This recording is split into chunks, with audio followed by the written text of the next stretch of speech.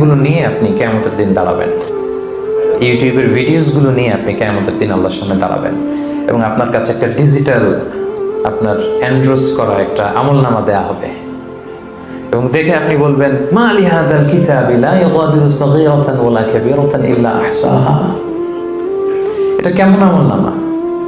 ছোট খাটো, ওই যে টিকটক করছিলাম, ওই যে ইউটিউব ভিডিও বানাইছিলাম, ওই যে একজন একটা গালি মারছিলাম ফেসবুকে কমেন্ট বক্সে ঢুইকা, এখন তো স্বাধীন, নিরঙ্কুশ স্বাধীনতা, ঢুকে যা কি ইচ্ছা প্রাইম মিনিস্টারকে গালি দেওয়া যায়, যাকে মনে চায় দাদা আসছে গালি দিচ্ছে, যেহেতু সামনে নাই। আপনি যেখানে যে কমেন্টস বসিয়েছেন, যেখানে যে টেক্সট করেছিলেন, যেখানে যেটা বলেছেন, যত কন্টেন্ট আপনি ক্রিয়েট করেছেন, এগুলো সব আপনার আমল নামায় সেদিন তুলে দিবে কে? আওয়াজ করে বলেন, তুলে দিবে কে? স্বপ্ন সেটা না যেটা মানুষ ঘুমিয়ে ঘুমিয়ে দেখে, স্বপ্ন সেটা যেটা অর্জনের আকাঙ্ক্ষা মানুষকে ঘুমাতে দেয় না।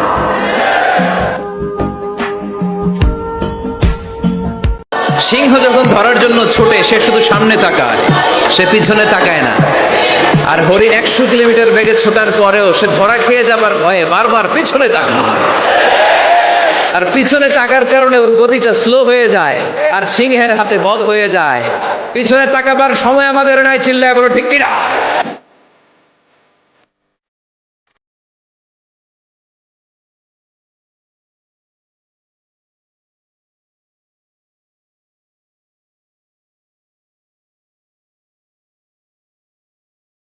মাথা গরম করবেন, কখনোই অস্থির হবেন না, আতঙ্কিত হবেন না, ধৈর্য ধারণ করুন। কারণ ধৈর্য এমন একটা গাছ, চারি গায়ে কাটা কিন্তু ফলটা বড় মিষ্টি। এজন্য আল্লাহ তাআলা বলেন ইন্নাল্লাহা ইউহিব্বুস সাবিরিন, আল্লাহ তাআলা ধৈর্যশীল বান্দাদেরকে পছন্দ করেন। সব ভালো কথা সবার সাথে সবসময় শেয়ার করতেন।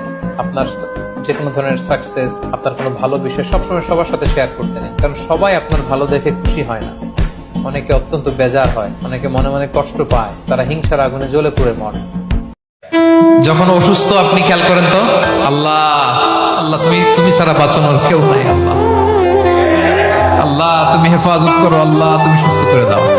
যখন লাইফ থ্রেট, দেখেন আপনি গুম হয়ে যেতে পারেন, আপনার কারাবন্দি করতে পারে, এরকম একটা বিপদের মধ্যে আছেন, তখন খেয়াল করেন তো আল্লাহর সাথে আপনার কানেক্টিভিটি, রিলেশনশিপটা কতটা ডেভেলপ হয়। কারণ বিপদে পড়লে আমরা আল্লাহরে ডাকি বেশি।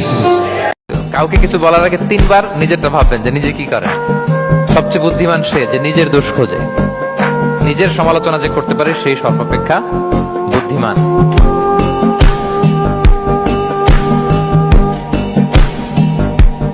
আশা ছেড়ে দিও না, ভরসা রাখো একজনের উপর। তিনি কে? You will find your way. তুমি তোমার রাস্তা খুঁজে পাবে, আর তোমাকে রাস্তা দেখাবে কে? আমরা কখনো হতাশ হই না, আমরা কখনো নিরাশ হই না, আমরা কখনোই হাল ছেড়ে দেই না, আমরা ভরসা রাখি একজনের উপর। তিনি কে? আধারে ভয় পেও না, আলো আছে আড়ালে, অন্ধকার পালিয়ে যাবে তুমি উঠে দাঁড়ালে। নিজেকে দাঁড়াতে হবে, নিজের সাথে নিজের শক্ত বোঝাপড়া করতে হবে।